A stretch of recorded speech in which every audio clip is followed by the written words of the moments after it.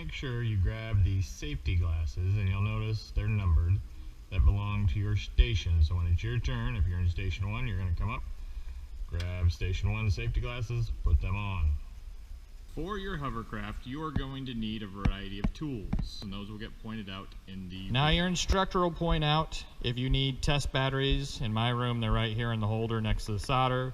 If you need a pen, right at the beginning, they're once again right over here in the holder, and they are marked with a number for your station. So the pens are right here, test batteries are right here, solder's right here on the corner of my teacher desk in my room.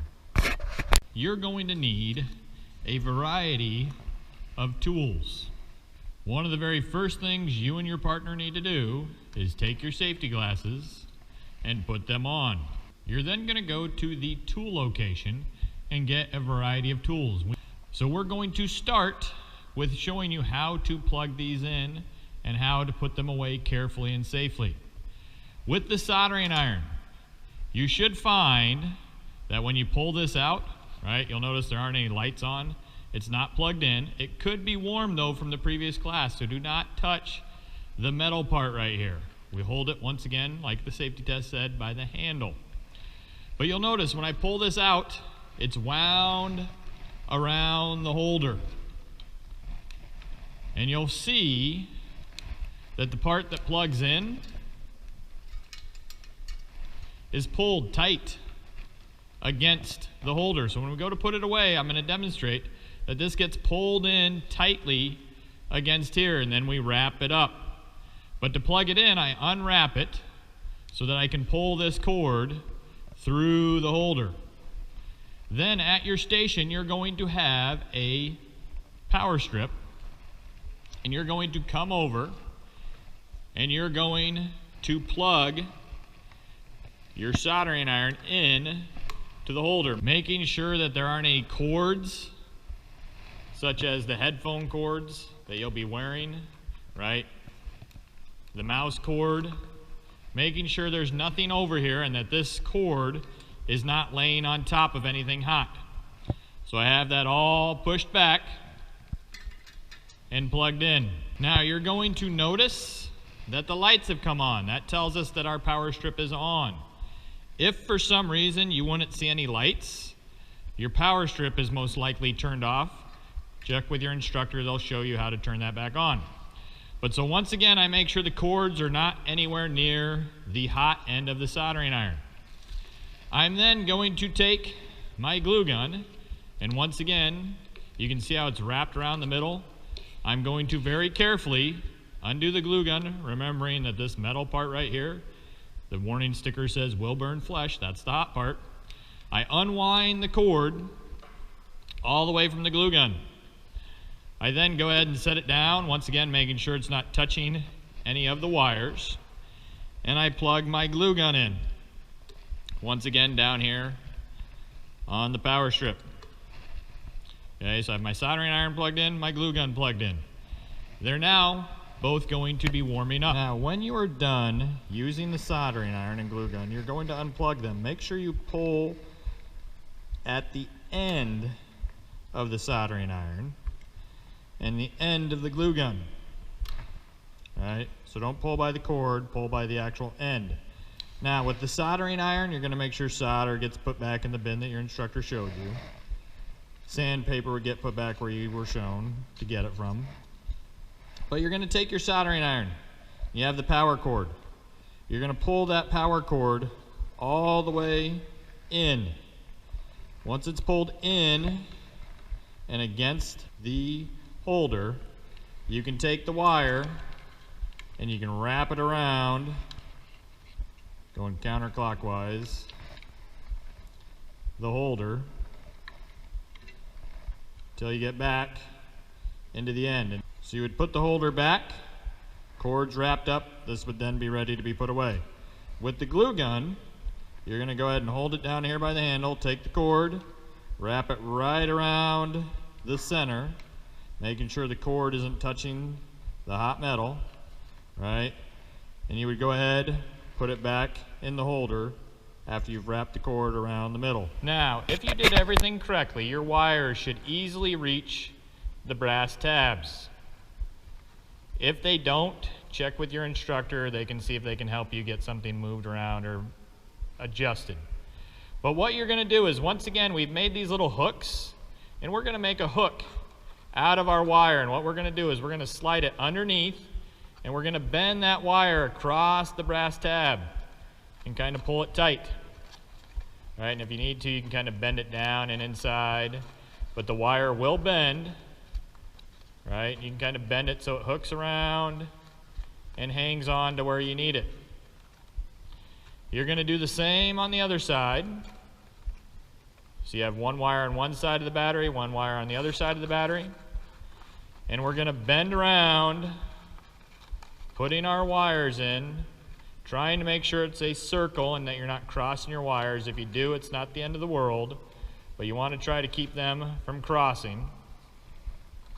And you're going to go ahead and you're going to bend and hook your wires onto those brass tabs. Now, once you have them all hooked up, you're going to go ahead and solder once again. But once again, you're going to move this to the soldering iron and you're going to walk over to it. Now, you're going to have your piece of solder. And once again, if you need to clean your soldering iron up again, you can. But you're going to make sure that you have your safety glasses on. And sometimes if your wire's not wanting to stay on, you might need to have your partner help hold it in place, right? Just have them kind of hold the wire on one end. But you're going to go ahead, be careful not to touch the plate because it will melt, but if it does, you can fix it with a little duct tape. But you're going to come in and you're going to hold this right up against the wire and the brass tab. Bring the solder in, let it melt. Once again, 1 1000, 2 1000, 3, let it go. Kind of see it run on the brass tab. Let it go. So once again, I held the solder in for a couple seconds worth of solder, and then I let it run along the brass tab. I come over, I do the same thing, right up against the wire and the brass tab. Bring the solder in, 1 1000, 2 1000. Hold it on the solder till it starts to run. Let go. Once again, if you need to turn your plate, turn your plate. Hold it against the wire, the brass tab. Let it melt. 1 1000 if it starts melting. 1 1000, 2 1000. Let it run onto the wire or the brass tab. Let your soldering iron off the tab.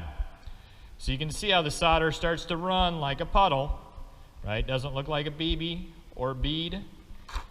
I then go to my last one, hold it against the brass tab, count 1 1000, 2 1000 when it starts melting. If I need a little more, hold it on there till it runs onto the brass tab.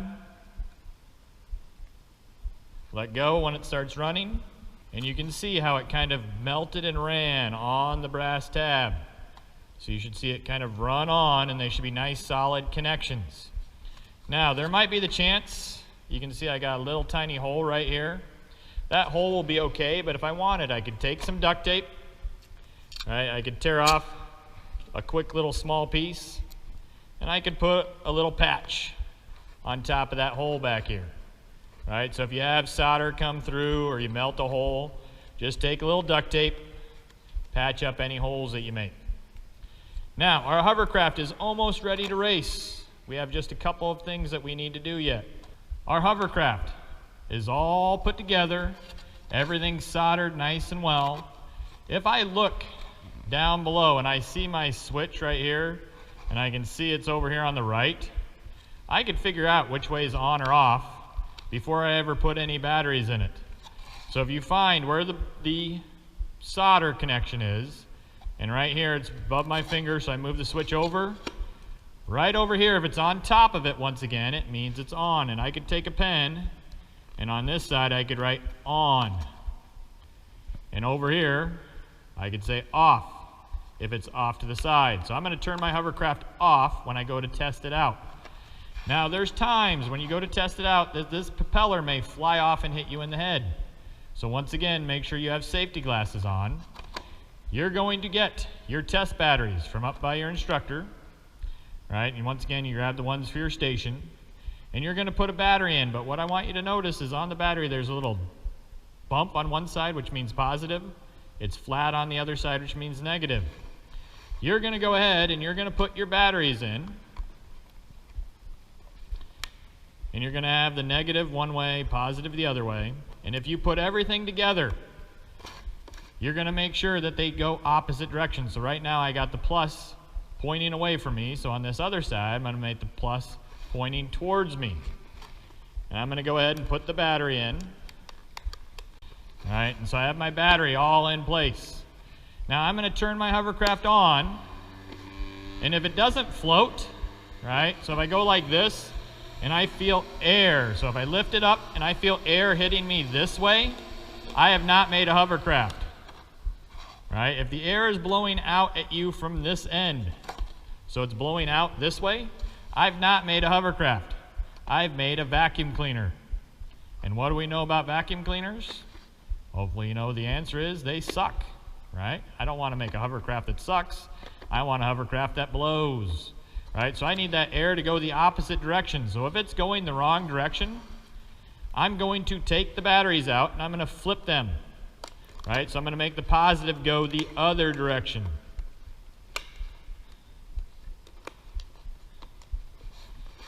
All right, so I pop that battery out, put the battery in on the other side.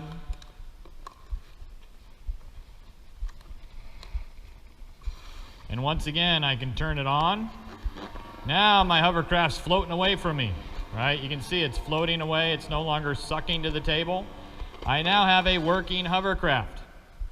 So what I'm going to do is I'm going to look for that bump, and I find it there, and I'm going to write a plus sign for positive with my pen.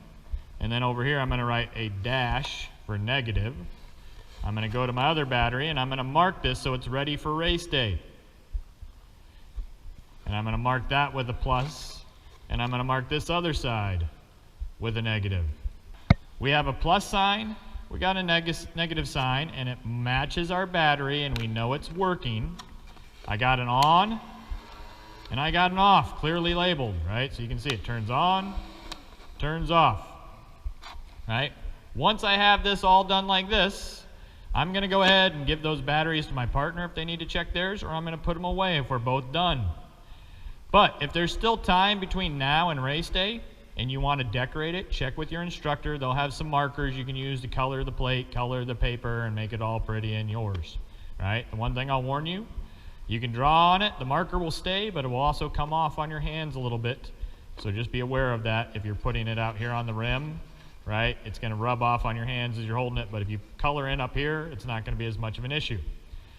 Now you would make sure all of your tools are put away, your tapes put away, anything you've had out is put away. If you got a pen from your instructor, it goes back to your holder.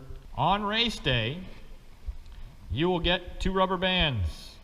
You simply take the rubber band and you bend it over, right? Fold it over so it becomes 1 rubber band, and you put it around your batteries to hold them in place, right? So some people are going to come up to me and they're going to say, mine only works when I go like this with my thumb and finger.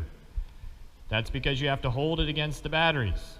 On race day, so you don't have to hold it against the batteries, you're going to get rubber bands. And you're going to take them and you're going to put them around the batteries. Now you might still have to bend the brass tab a little bit to make sure that they're touching, but the batteries are just going to make sure they're connected as possible. Okay? But you will get actual batteries for race day, so do not keep the test batteries in, they go back. You'll get your rubber bands on race day, so do not ask for the rubber bands or batteries until race day. They're part of your lab fee though. You'll get to take them home, the batteries and the hovercraft.